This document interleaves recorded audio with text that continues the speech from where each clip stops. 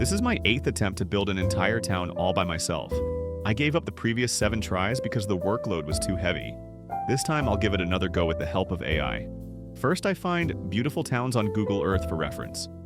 For this project, my references are Amalfi, Italy, Hallstatt, Austria, and Ronda, Spain. The mountain and water backdrop pieced together from these towns consists of the Dolomites in Italy, Engelberg in Switzerland, and Niagara Falls on the US-Canada border. Then I cut these models apart and restructure them into my unique design.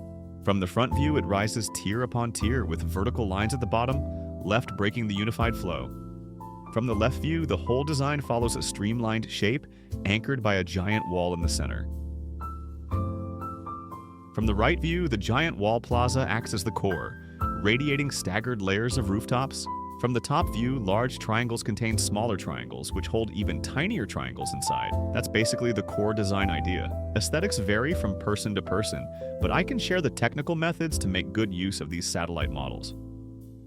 There are 3 methods total: V2Fun AI modeling, context capture axonometric modeling, and RenderDoc. Models extracted directly are not very usable, so I'll only cover the first 2 methods. First up is V2Fun. It has the simplest workflow. Upload a satellite screenshot, enter redraw photorealistically, and it autofills missing building details.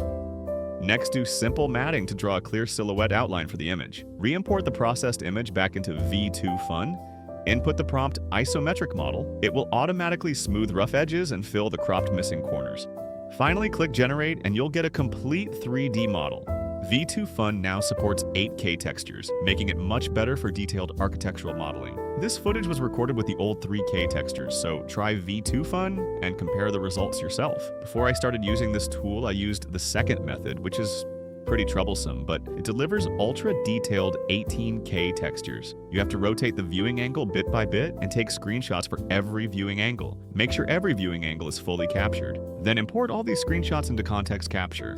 It reconstructs all these images into one single model. This process is not intelligent at all, but it delivers extremely powerful results. That's all for this week's content. Next week, when we sort out the structure, we'll truly tackle the hardest core work.